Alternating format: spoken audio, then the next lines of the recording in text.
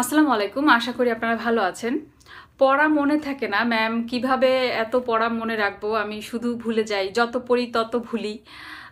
পড়া মনে রাখার কৌশল নিয়ে একটা ভিডিও দেন। আপনাদের এই রিকোয়েস্টের পরিপ্রেক্ষিতে আজকের আমার এই ভিডিওটি।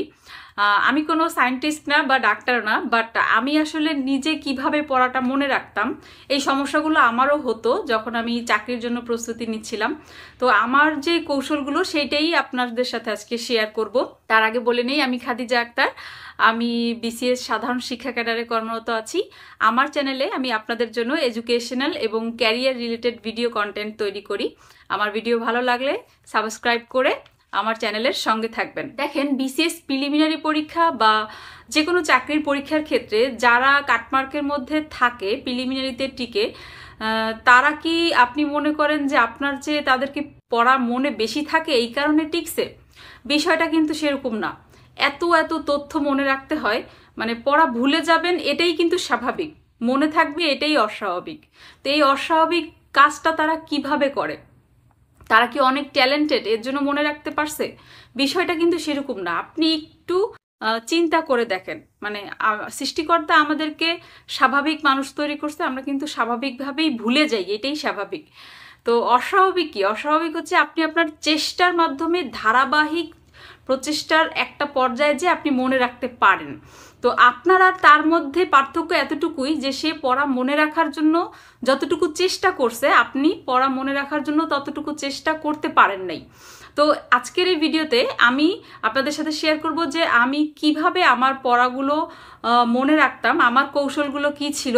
আমার মনে হয় আপনারাও এই কৌশলগুলো অবলম্বন করলে উপকৃত হবেন এবং আপনাদের যে মানে পারফরমেন্স পরীক্ষায় অবশ্যই বেটার হবে। প্রথমত, কঠিন সাবজেক্টের পড়াগুলো সকালে পড়তে হবে, মানে ঘুম থেকে উঠে ফ্রেশ মাইন্ডে যখন মাথাটা হালকা থাকবে এবং পড়তে বসবেন বা আপনি যখন রিল্যাক্স ফিল করতেছেন ওই টাইমে কঠিন সাবজেক্টগুলো পড়বেন। আমার কাছে বিজ্ঞান কঠিন লাগতো, ভূগোল বা সাধারণ জ্ঞান কঠিন লাগতো, ম্যাথ কঠিন লাগতো। তো আপনার কাছে যেই সাবজেক্টগুলো কঠিন লাগবে আপনি সেগুলো হচ্ছে সকালে বা আপনার ঘুম থেকে ওঠার পরে যখনটা ব্রেনটা ফ্রেশ থাকবে, ভালো থাকবে, খুব ভালো ফিল হবে, সেই টাইমে আপনি কঠিন জিনিসগুলো বোঝার চেষ্টা করবেন। দ্বিতীয়ত হচ্ছে আপনি পড়া বুঝে পড়তেছেন কিনা। দেখেন, আমরা যে পড়াগুলো বুঝে পড়ি সেই পড়াগুলো কিন্তু ভোলার সম্ভাবনা কম হয়। তো আপনি একটু চেষ্টা করবেন যতটুকু পারা যায় আর কি বুঝে পড়ার জন্য। বুঝে পড়লে ওই পড়াটা সহজে ভুলবেন না। আর কঠিন কঠিন নিয়মগুলো হচ্ছে একটু দাগাইয়ে পড়বেন, মানে কলম দিয়ে বা মার্কার দিয়ে দাগ দিয়ে রাখবেন।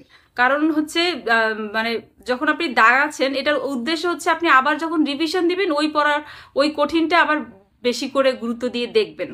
তো বিভিন্ন ধরনের কালার পেন ইউজ করবেন।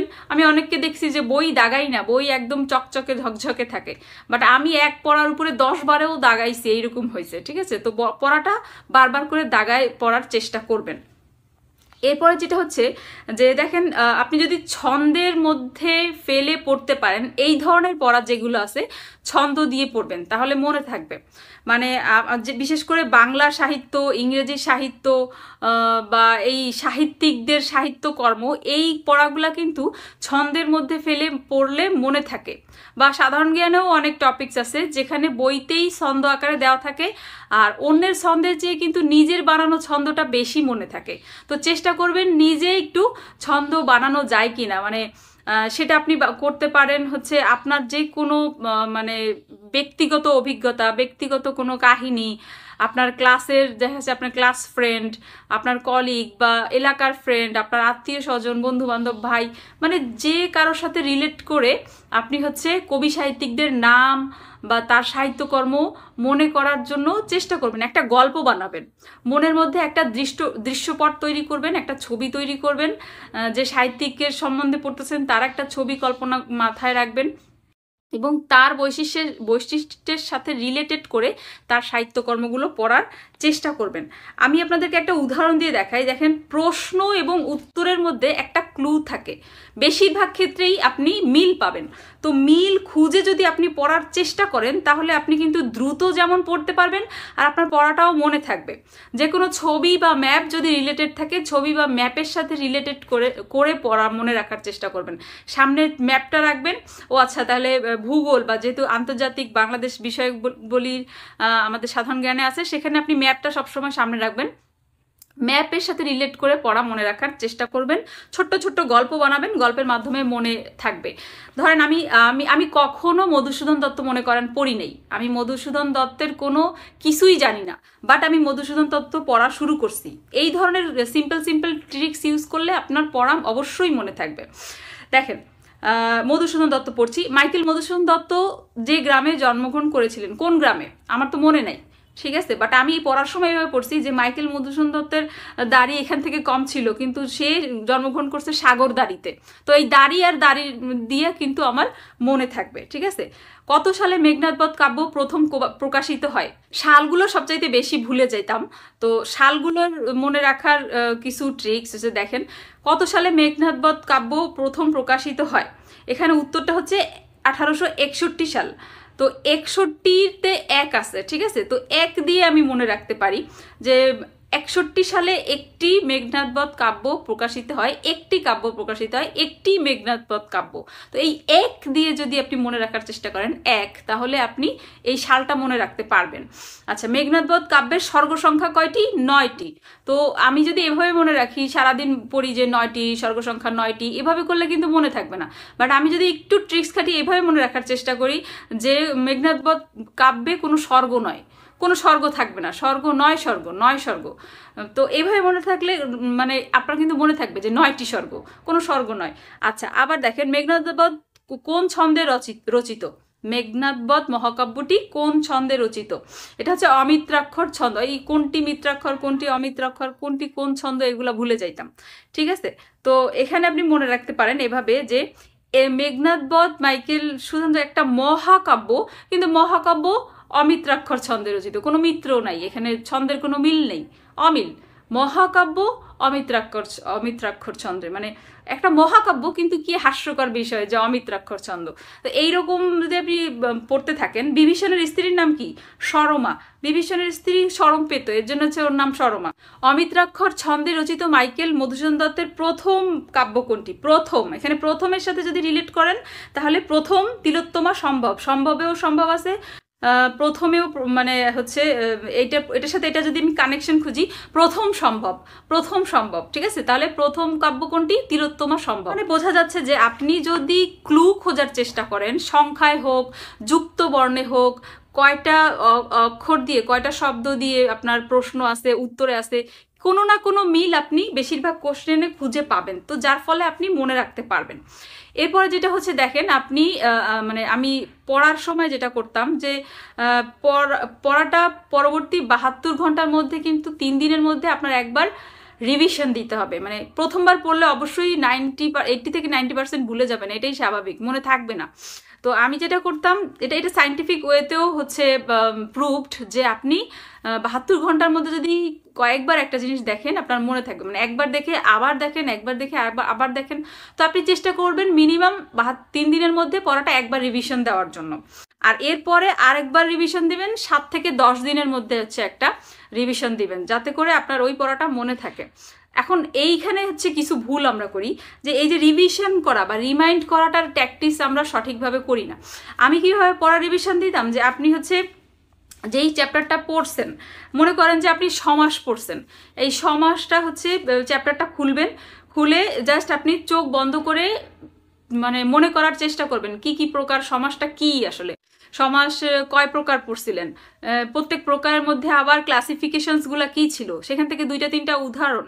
এই জিনিসগুলো আপনার ব্রেইনের মধ্যে মানে আপনি মামব্লিং করবেন, বিড়বিড় করে মাথার মধ্যে আনার চেষ্টা করবেন, মানে চোখ বন্ধ করে পুরো চ্যাপ্টারের ছবিটা আপনার মাথার মধ্যে আঁকার চেষ্টা করবেন।